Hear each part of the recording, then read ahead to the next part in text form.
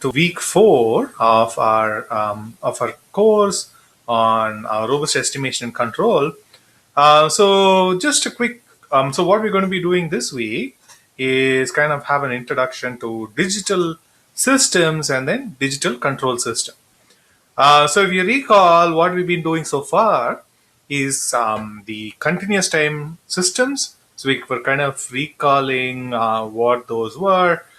So we talked about essentially transfer functions, and then we talked about doing the analysis in state space control, and then we looked at different kind of analysis. So we looked at the stability, we looked at controllability, and all of those things in terms of state space control. And then we were also looking at some of the background and kind of like doing the simulation in MATLAB, and then potentially also doing the simulation in an open source software called Scilab. So now we move into the discrete time or digital system. So I would end up using them interchangeably. When you talk about discrete time, so essentially what you're saying is you're kind of like chopping up the time into discrete elements. So we call it discrete time. We also tend to refer to that as a digital control, because more often than not, you're going to implement that in a computer, and then quote unquote computers are considered to be digital or control systems if you're using a microprocessor or a control system. So we kind of tend to use them interchangeably between calling them discrete time, which is what you're like chopping only the time, and digital control, where you're chopping up technically both the time as well as the signal resolution into kind of like a finite chunks that then gets processed by your microprocessor or another kind of a control system. So again, so we would use them interchangeably. And then so what you're going to be looking at is how do we convert a continuous time signal into the discrete time signal. And then before we do that, we take a step back and kind of like talk about what a discrete time signal looks like, or a digital signal looks like, and what are the effects when you're trying to actually do a control system. And then we'll also kind of look at how the schematic itself would look when implementing this type of control.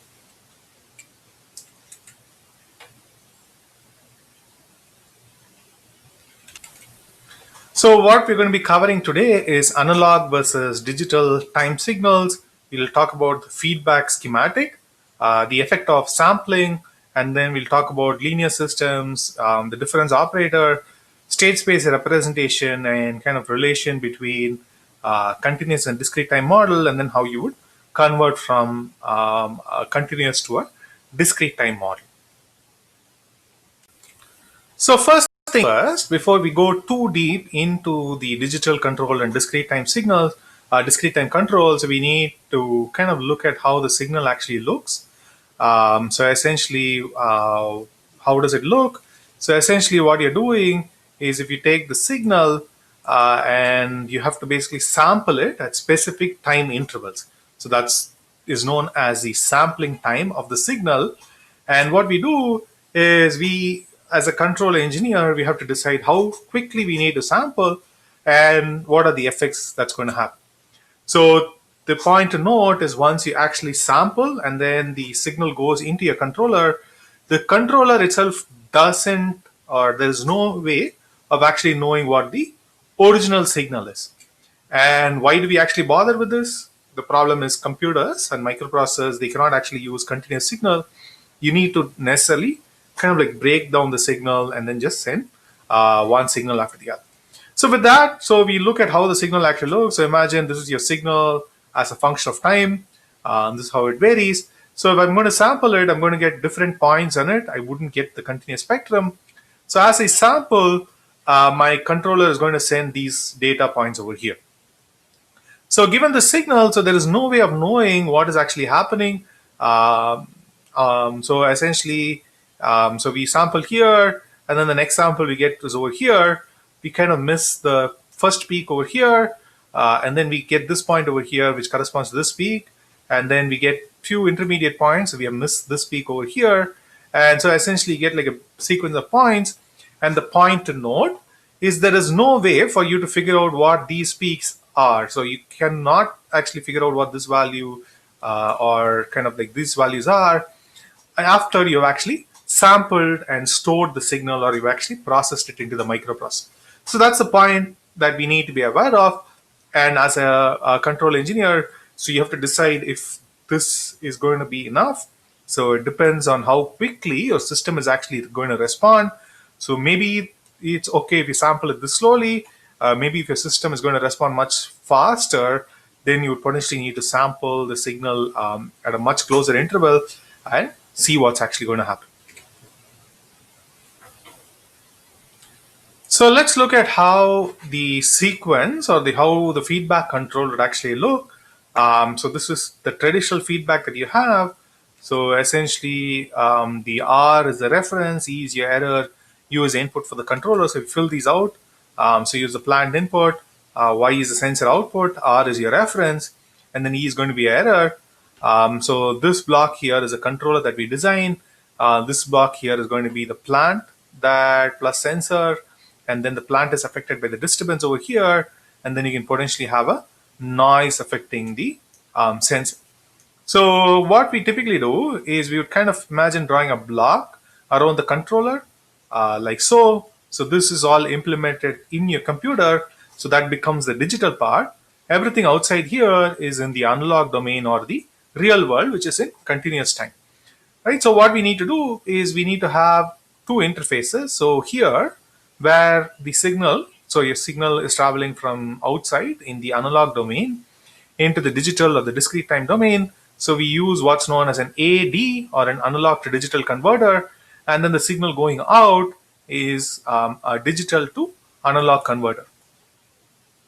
So what is AD? So AD stands for analog to digital converter. So this basically samples a continuous signal at a specific rate. So the other one that we use is the digital to analog. So we'll just come a little bit. So then it quantizes, it also quantizes the value of the signal in the signal magnitude.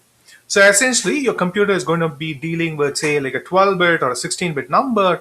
So what needs to happen is the voltage gets like chopped down into discrete in the signal value as well. So not only are you chopping in the time domain, you're also chopping the signal into discrete bits in the actual value of the signal as well. So to illustrate what's going to happen, so if you have a 12-bit analog to digital converter and you're sampling 10 volts, so what is going to be the resolution?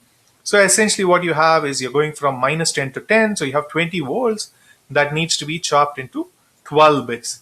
So when you say 12 bits, so these are the different levels. So each bit represents a 0 or a 1. So 12 bits can represent 12 zeros or ones arranged sequentially. So they actually would represent 2 to the 12 different levels, right? So you can basically have 0 as minus 20, and all of it being 0, and then the last one being 1 as the next level, and then you increment. So the next one, the last bit becomes 0, and the penultimate bit becoming 1 would be the next level, and so on.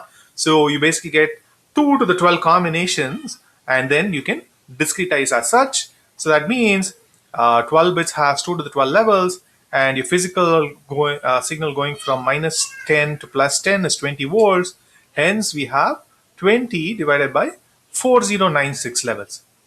So that will be your discretization, and so you can actually calculate this and then check what these values are going to be. So when we say DA, or digital to analog converter, so this is typically what's known as a sample and hold. So essentially, your discrete time signal is just going to throw out some particular values, and your continuous signal on the controller or the actual system needs kind of like a continuous signal. So what you do is, as soon as the signal comes, you sample and hold on to it. So the next thing to note is we typically use a subscript K, because the computer itself doesn't care about the time, so it only cares about the sequence. So in discrete time signal and discrete time control, instead of the time, traditional time, we use the sequence or the sequence number. So now let's do a really simple exercise where we are trying to figure out and then kind of visualize the effect of the sampling. So here we have a signal, a sinusoidal signal, And so we're going to sample it at 1 second, 2 second, 2.5, and 3 seconds. Just to make things easier for you, the sheet actually has dots spaced every 0.25 seconds. So to get 1 second, you will pick every 4, and so on and so forth. So this would be a good time for you to pause the video and then do this exercise right now. So let's see this together. So the first signal I'm going to sample at every 1 second. So again, I said I put these dots at 0.25. So if I sample it at 1 second, I'm going to pick 4 of these dots. I'm going to go from here. So this will be my first signal, and then 2, 3, 4. So I have a line from here, and then the next line is going to start over here. So we do that. So we have 1, 2, 3, 4. Next line starts over here, and then again, so 1, 2, 3, 4. Another line over here. 1, 2, 3, 4, and so on and so forth. And this is the signal I would get if I sample it at every 1 second. Let's do the same thing, sampling every 2 seconds. So essentially, I'm going to double. So I'm going to have this line extend all the way up to here, and then this line extend all the way up to here, and so on and so forth. So if I did that, my sampling is going to look like so. So I have 1, 2, 3, 4, 5, 6, 7, 8. So that basically is 2 seconds, and then similarly here and so on. And this is the signal I'm going to get. So let's do the same thing for the other ones. So here I'm going to sample every 2.5 seconds. So I'm going to go 2.5. This would be about 2, and then 2.5 is going to be here. And then the next 2.5 is going to be at 5 seconds, which is over here. Next to 7.5 and so on. So my line actually becomes a straight 0 line over here. Let's go further. So we sample it at 7.5. So this is going to be 0, 7.5, and so on. So notice that this actually looks much slower than the actual signal, and we are starting to regress and then not actually even get the frequency information. So what we do is if we sample very slowly, we lose a lot of information. Irrespective of what we sample, we still lose a small amount of information. But if we sample very slowly, we lose even the frequency information. So essentially, if our sampling rate is greater than 2.5 seconds, the signal looks very quote unquote bad because we are losing too much information. So that means we are actually needing to sample the signal at less than 2.5 seconds. So the frequency that we need is at least greater than 0.4 hertz, or to put it another way, we need to sample at least twice the signal frequency. So this is actually known as the sampling theorem, which gives you the minimum sample and the minimum frequency in which you can sample the signal. So this kind of concludes our mini discussion on digital signal, or the mini introduction. So what we did cover was kind of conceptually why the digital control and discretization comes in. And then we also looked at a couple of shortcomings with the digital signal. So firstly, in terms of the signal value, so where you're discretizing, so if you think about the X, or rather the horizontal time axis as well as the vertical signal value axis. So what you're doing is you're discretizing along the time axis, so where you basically pick up sampling points, and then you're also discretizing along the signal axis based on your resolution. So both of these are going to affect your signal processing. Mainly in our discussion, we will focus on the time aspect, where we kind of will say what is the minimum frequency required, and then we'll kind of like focus on that. The discretization kind of still is important, particularly when you come to low power devices and we need higher resolution. So that is actually considered as a discretization noise, and that could potentially affect the stability. And so it will not affect the stability so much. It will kind of result in more chatter in your control system. So you need to be careful about it, but that is typically not such big an issue. So we are now going to look at an actual discrete time system. So if you might, you can think of us kind of like jumping a couple of steps ahead in terms of actually figuring out how to calculate the discrete time representation. So we'll come back to that towards the end of this video. So we're going to look at a simple example over here. So this is known as a difference equation. So here the equation says the x sub k, which represents the value of x at time k or the kth sample of x, is given by x of k minus 1 plus x sub k minus 2.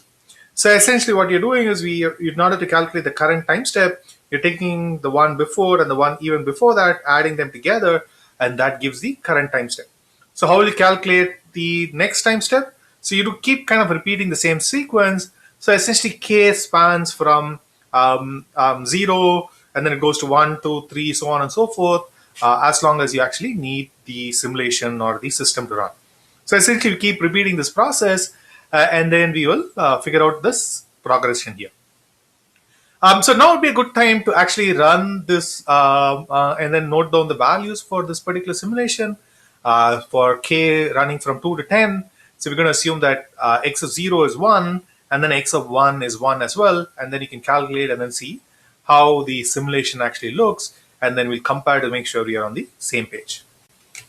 So this equation is actually known as the Fibonacci series or the Fibonacci equation, and so the way we calculate, so what is when k, so essentially when k equal to 2, because k x of 0 and 1 was 1, so 1 plus 1 would be 2, and then when k equal to 3, so we go 2 plus 1, so it will be 3.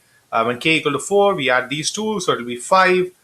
When k equal to 5, so we add these two, it's going to be 8. So the next one is sum of these two, so that's going to be 13. And then sum of 8 plus 13, so it's 21. 13 plus 21, that is 34. And then we have 55. And then we calculate 89, and then we stop at this point. So this is the discussion for the Fibonacci series. And then it kind of gives you a way of kind of like manually calculating, and it is getting a feel of how the computer is potentially going to actually calculate these values. So now we're going to get into a little bit more details. So we're going to start looking at something known as the difference operator. So we would just do like a quick comparison as to how this compares to a continuous time system. So for instance, previously we had something as in the case of the state space, we had something of the form x dot is ax. So here S was the Laplace equation. So we drew a similar thing here. So here, previously we are concerned about the time derivative of our signal or x. So we use S to denote the derivative. Here, because we're looking essentially progressing in time, we are interested in a time jump or a time forward. So we use the letter Z to denote the what's known as the difference operator. So essentially, just as before, if you keep multiplying by S, you are increasing the number of times you're taking the derivative. Similarly here, Z actually represents kind of like one jump forward in time. So each time you multiply a signal by Z, mentally we visualize actually taking 1, 2, or 3 steps forward in time. That basically means we'd use the letter Z to the -1, -2, -3 to represent kind of like events, kind of like 1 step, 2 step, 3 steps back in time. So that's what we do in this case. Similarly, so this is what we do. And so if we are revisiting the equation we had before, x of k was x k minus 1 plus k minus 2. So what we do is we multiply by z to the -1 or z inverse to represent 1 step back in time. So that basically means this is 1 step back in time. So we represent this as 1 step back from xk. So this is going to be z to the -1 times xk, and then this would be z to the -2 times xk. So so this is what we do. So x sub k minus 2 is going to be 2 steps back. So this is what we do, and then so we put this back in the equation. So the equation basically becomes xk is xk z to the -1 plus xk z to the -2. So this here is the Laplace, actually the z domain representation of this difference equation. So we can actually solve this differential equation kind of moving forward in time as a repeated sequence as we solved before. So now we will look at the formal definition of the Z transform and then try to construct the transfer function using the Z transform. So here we are going to consider a discrete time signal, either E of k or E sub k, which takes the value E1, E2, E0, E1, E2, so on and so forth for different values of k. So essentially, imagine you've actually sampled or somehow gotten the signal. So then the formal definition of the Z transform is given by Z. This is kind of like a script Z of E of k would be the sum from k equal to 0 to infinity E sub k Z to the minus k. So essentially, this is the formal definition of the Z transform. Essentially, collecting all the sequence and then multiplying it by inverse powers of Z. So if you recall from the previous step, so you can actually, the way we write the transfer function is we can write it in the terms of b0 plus b1, z to the minus 1, b2, z to the minus 2, so on and so forth, plus bm, z to the minus m. And the denominator is going to be 1 minus a1, z to the minus 1, minus a2, z to the minus 2, so on and so forth. So normally we like positive powers of z. So what we do is you can multiply the numerator by z to the, actually we multiply both the numerator and the denominator by z to the m just to make things nicer. So what I'm going to do is multiply this by z to the m, this by z to the n, and then whatever comes in. So I'm going to get z to the n minus m. So I'm going to keep this to the side. So if I do that, we would get b0 z to the m plus b1 z to the m minus 1, so on and so forth in the numerator, and zn minus a1 z to the n minus 1 plus minus a2 z to the n minus 2, so on and so forth in the denominator, and then multiply that by zn minus m. So the polynomials, we can define the numerator to be b of z and the denominator to be a of z. So these polynomials can be solved, right? So you can actually calculate the roots of these polynomials. So when we talk about the transfer function, the solution to a equal to 0 are the poles of the system, and the solution b of z equal to 0 are the zeros of the transfer function. So these play a similar role to the zeros and poles of the continuous time system, just that there is slight variation because we are looking or dealing with difference equation. So the actual math changes a bit. So let's do the simple example. So I want everybody to kind of pause the video and then write the z domain transfer function of xk is equal to xk minus 1 plus xk minus 2 plus u of k minus 1. So we can try to write this transfer function. So we've already solved part of this equation. So we just substitute for x sub k minus 1, we do z inverse times xk, and then this would be z to the minus 2 times xk. So the only difference is u k minus 1. Since we want to bring everything to the kth subscript, we have to multiply this by z to the minus 1 as well. So that basically means if we define the z transform as capital X sub k and then capital U sub k, we can write noting that if you take one step back, it's going to be multiplication by z to the minus 1. We can actually write capital X sub k would be xk z minus 1 plus xk z minus 2 plus uk z minus 1. Hence, we can kind of like factor this out. So we can take these terms to the left-hand side. This term remains on the right-hand side. That gives xk times 1 minus z to the minus 1 minus z to the minus 2 should be equal to u times z to the minus 1. And so the transfer function x sub k by u sub k would be z to the minus 1 divided by 1 minus z to the minus 1 minus z to the minus 2. So this is similar to the format that we had in the previous page, just that the numerator and denominators are in powers of z minus 1. So the next example, so you're going to just do and then try to simulate this example. So we have a digital system which has been sampled in 0.1 seconds, and this is the equation that's given. Xk is 0.75 times x to the k minus 1 minus 0.25 x to the k minus 2 plus u sub k minus 1 minus 2 times u sub k minus 2. And the system is subject to an input, a step input. So u is 0 for all k less than 0, and then it becomes 1 and stays there for all k greater than 0. And so we can solve this equation if you want iteratively in MATLAB.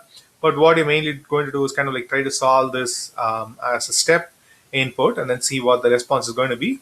And we can see what this actually is.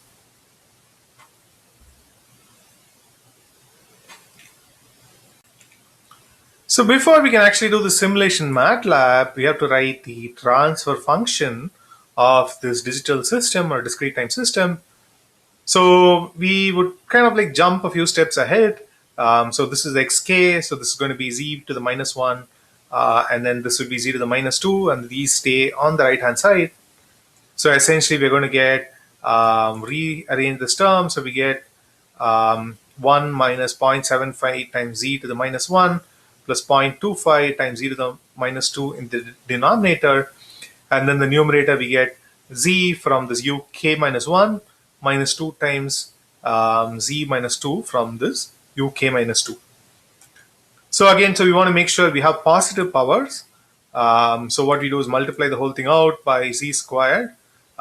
Then we get this z to the -1 becomes just z to the 1. This times z to the z squared will give you 2. And so this denominator becomes z squared minus 0.75z plus 0.25. So this is our equation. And then we can use the function called step within MATLAB to do the simulation. So the commands you can, if you want, define the end time and then the time step. We define the numerator and the denominator polynomial as such. And then we're going to define system is transfer function, numerator, comma, denominator t of s. And then we'd actually do step up to time n. So let's do this in MATLAB. So I'm just going to move this out of the way, type these out.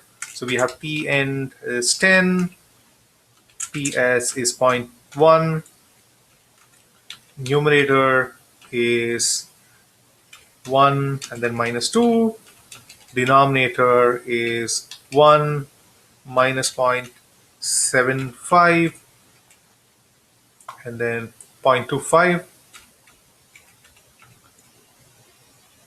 And then we define system.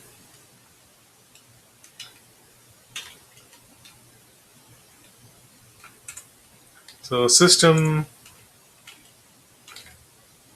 would be transfer function, numerator, comma, denominator, comma, ts. So as soon as I give the ts over here, MATLAB knows that it's going to be a discrete time system. So once you do that, it gives you the value in the z domain. And then now if you do step sys, so if I ignore the t end, it'll just simulate it for much longer. If you only wanted it for 10 seconds, you simulate it up to t end. So then this is going to plot, and then in a few minutes, so it's going to show up the step response of the system. So this is step response. So notice that it starts here, and then it goes up, and then goes down to -2, and this is the steady state value of the system response. So just to note, the example that I wanted to try for the second part, where you had an initial condition, you can't actually simulate the step response in the natural way if you had an initial condition. So you'd use the lsim command to actually do that simulation. So the next important concept we're going to look at is known as the stability of the discrete time system. So we're going to assume that g of z is the function. It's defined as b divided by a. So the system is stable if and only if all of its poles, which are the roots of the denominator polynomial, they are within a unit circle. So what we mean by that is the size or the absolute magnitude should be less than 1 for it to be stable. If it's less than equal to 1, it's borderline stable. So what we mean by the unit circle is that if I drew so essentially if you plot the real and the imaginary axis,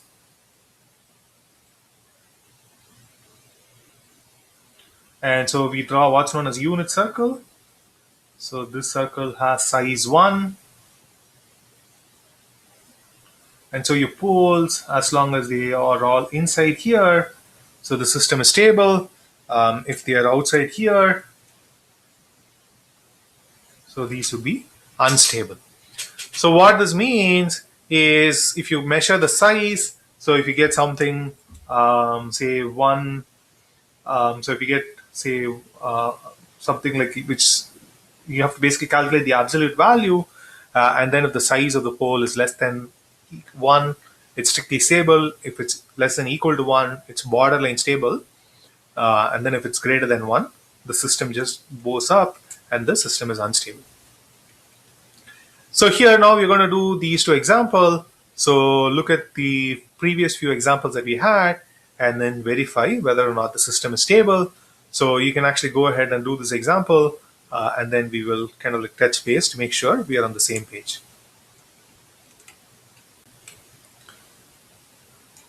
So let's look at this first example. So the equation, so we already calculated these equations. We already know what the denominator polynomial is going to be.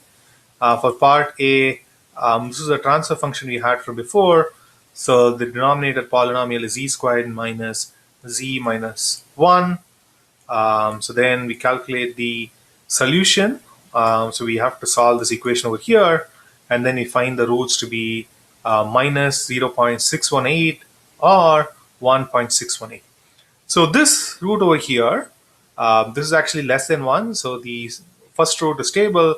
But because one of the roots is actually positive, the system is still going to blow up. So the system is unstable. So looking at the second example, or actually by coming back, if your input is 0 after sufficiently long time, the system is going to take 1.618 times k. So this is actually known as the golden ratio in fractal patterns. So for part B, so this is the equation that we had previously. So we're going to solve for the roots of this equation, z squared minus 0.75, z to the 1 plus 0.25. We are actually going to use a command called roots in MATLAB. So I've already defined the denominator here. So let's see if it actually helps us solve.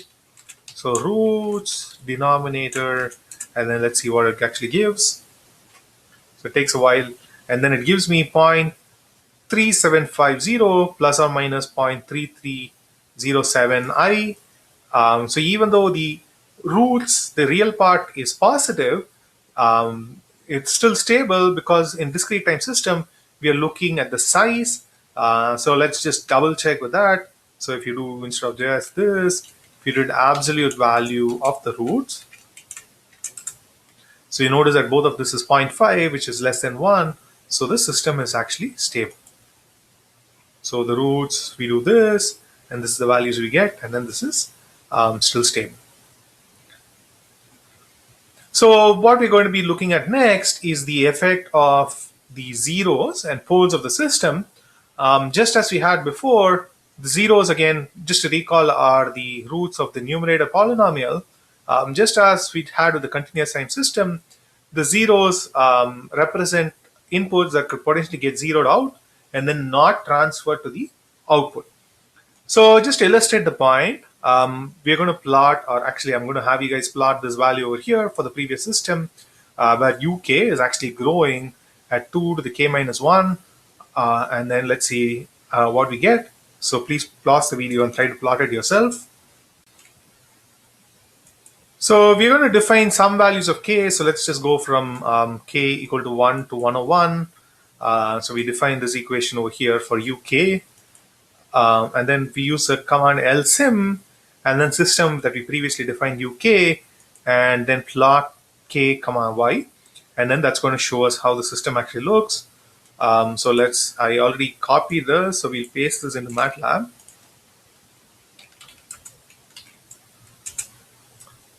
So let's see what the system response is. So notice that it's updated. Then notice it goes a little bit higher due to the initial transients, but then after a bit of time, it actually becomes 0. So even though if you're not convinced, you can actually plot the value of uk, and then notice that it actually grows exponentially. That means that even though the input kind of like blows up, it's not really reflected in the output because it exactly matches the zero of the input. So that's what, or rather the zero of the system. So that's what is important here.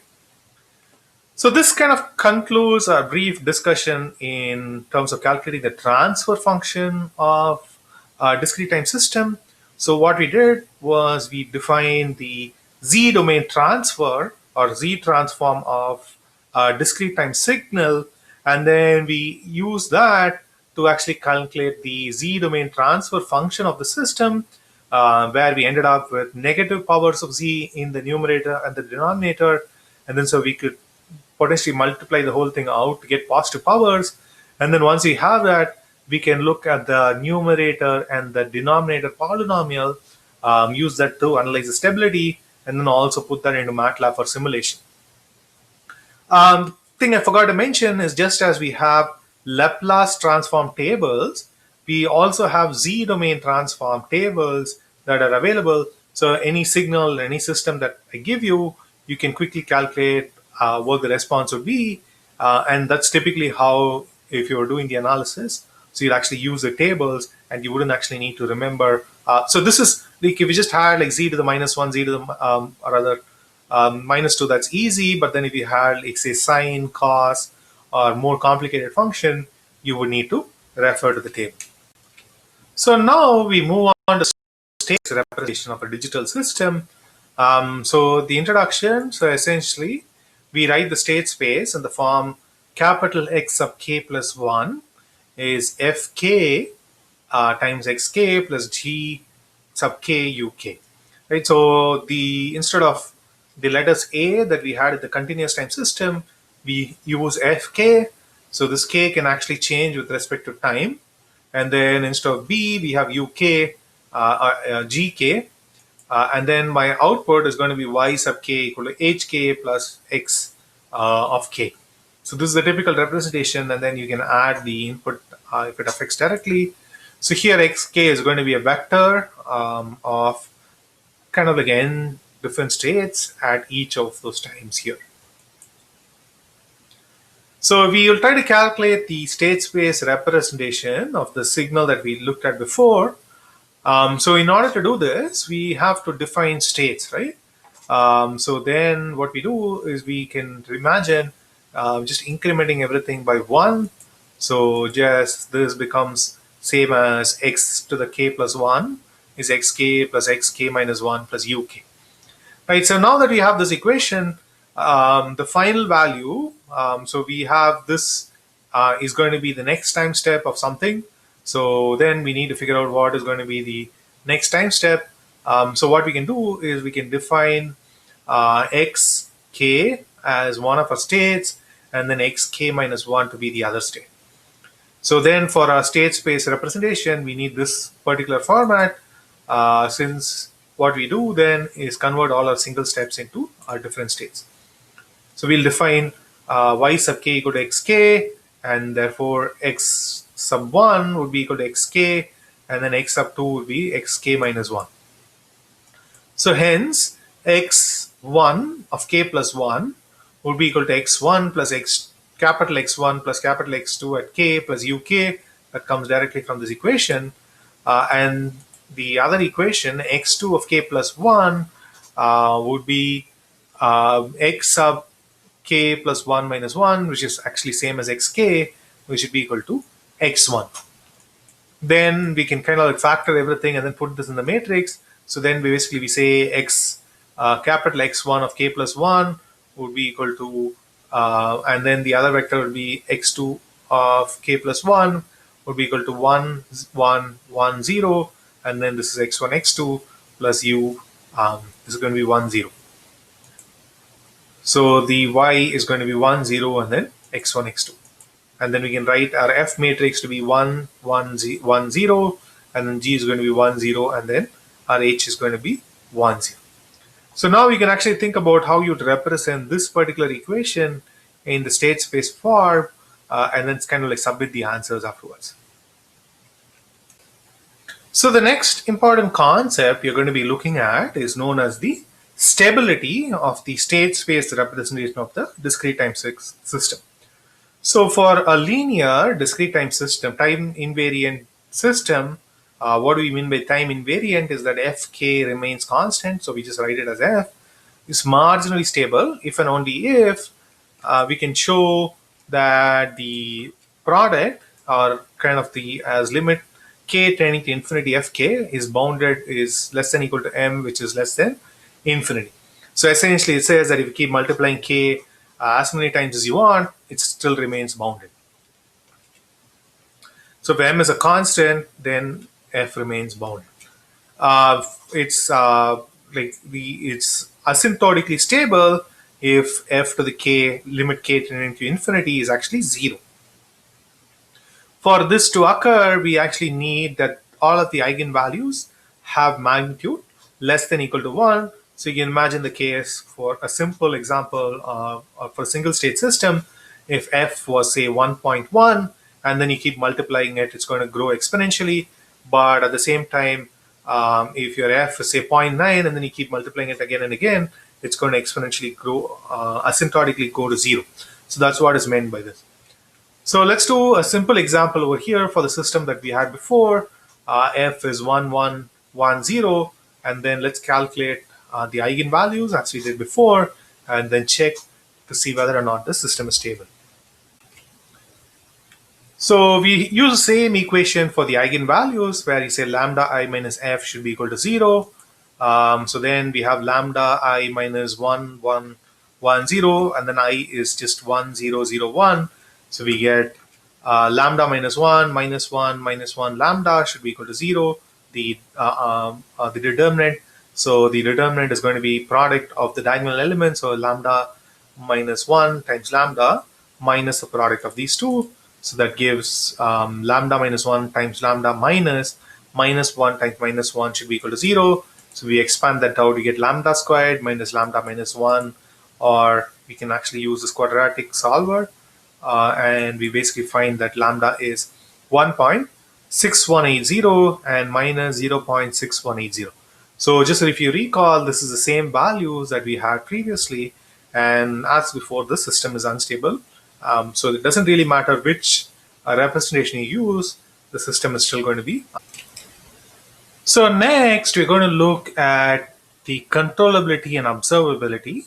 So the controllability of an n state or an n dimensional discrete time system, x k plus 1 is f x k plus gu, is the following statements are going to be equivalent. Is if the controllability matrix defined by P equal to G, F, G, so on, F to the n minus 1 G has rank n. The controllability Gramian defined by some I going from 0 to k, Fk minus 1 G, G transpose, Fk transpose to the k minus 1 is positive for some k in the range 0 to infinity. And then the difference Lyapunov equation W0 is equal to 0, W sub I plus 1 is F, Wi F transpose plus Gg transpose. So this is positive for some value of k. So if we look at this, and then if you recall the corresponding equations for the continuous time system, so you'll notice that this particular equation, this looks fairly similar to the previous equation. The Gramian, we would have had an integral in the previous continuous time system, and then instead of fk, we had an exponent.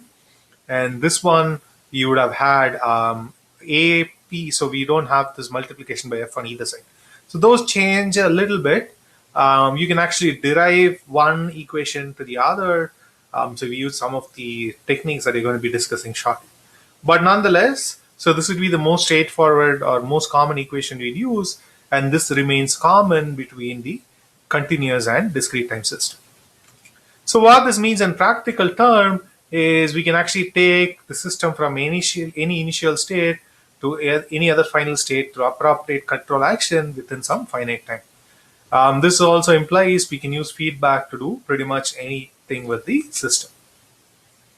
In similar vein, we can define the observability of the system. The observability matrix given by H, HF, so on and so forth, up to H, F to the n minus 1 has rank n. So this again is similar to the observability criterion for the continuous time system. Then the observability Gramian, so it kind of looks like a transpose of the controllability Gramian. So this basically is some I running from 0 to k, f transpose to the k minus 1, h transpose h after the k minus 1. This needs to be positive, and the difference Lyapunov equation wk equal to 0, so on and so forth.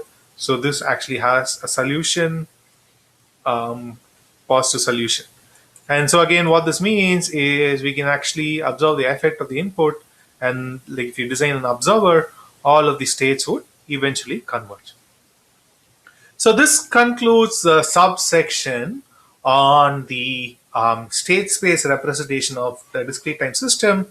So the concepts are fairly similar to the state space for the continuous time system. So the only difference is, instead of us dealing with the time derivative, we are dealing with the difference equation, which is actually like one step forward marched in time based on the time step. So then what we did was we looked at the stability, where we said so if you're able to calculate the eigenvalues, the magnitude of the eigenvalue should be less than 1 for the system to be stable, or it needs to lie within the unit circle. So that's the same concept that was applied in the z domain transfer function as well. And then we looked at the controllability and observability of the state space of the discrete time system. So we are going to do a quick discussion on conceptual relation between z to the minus 1 and the Laplace transform. So if you recall, z to the minus 1 is kind of like one step back in time. So this is kind of an equivalent to a step or a constant delay. And then if you recall, in the Laplace domain, the equation for the delay is e to the minus ts. So hence we can potentially substitute z, which is kind of the inverse of this, by e to the ts, and we would have a relation between the s poles and the z poles, z domain poles, using this equation here. So notice that this would not be a true zero, so we need to be a little bit careful when dealing with the system. The point to note is this becomes cyclic, which we actually observe in the system. In principle, we can use this kind of going from z domain to the time domain, and then back to the Laplace domain, or the other way around for the transfer function, so long as we consider the zero order hold. But in practice, this becomes a little bit tedious, so you can refer to the book, which gives you some discussion, and also other books on discrete time system. But we're not going to do that. Rather, we are going to use a direct integration method to do our. So we're going to have our state space model in time domain, given by x dot is ax plus bu, and then y equal to cx. And then we know that xk is x of k times the k times, so we substitute, instead of time we do k times ts, where ts is a sampling. So then the question is, how do you calculate xk plus 1, which is going to be the x of at the next time step. So this is where we do consider our state transition matrix. We recall when the state transition matrix from before, and then if we substitute the value, so we find this becomes e to the a ts xk, and then inside the integral we have e to the a ts minus tau, and then you have b u sub k fk. So here we assume that uk remains constant over this period of time. So if we rearrange the terms, our F matrix becomes the exponent of A Ts, and then the G matrix becomes integral from 0 to Ts, e to the A Ts minus tau d tau. B UK being constant comes out of the system, and this can be written as 1 minus e to the minus A Ts times A inverse B, and then H is just C. If t is much smaller, we can actually approximate these terms. So the exponent, if you think about expanding it, this becomes 1, or rather I plus a ts plus so on and so forth. And then this just becomes a simpler term. So you do the same substitution here, and then terms cancel out. So we can write A is approximately equal to 1 plus ATS, and then G is approximately equal to B times TS. So in MATLAB, you can actually use C to D system and then do the calculation. So in this example, we're going to do for a simple case, given capital A is -1, B is 1, C is 1, TS is 0.1 and 0.5. And then we're going to compare the models between doing a direct calculation versus the approximation, and then compare the results. So for the sampling time of 0.1, so our f is e to the ATS, which is the e to the -1 times 0.1. So if we substitute that, we get 0.904837. So you can go up to maybe like 4 decimals, so it's 0.9048.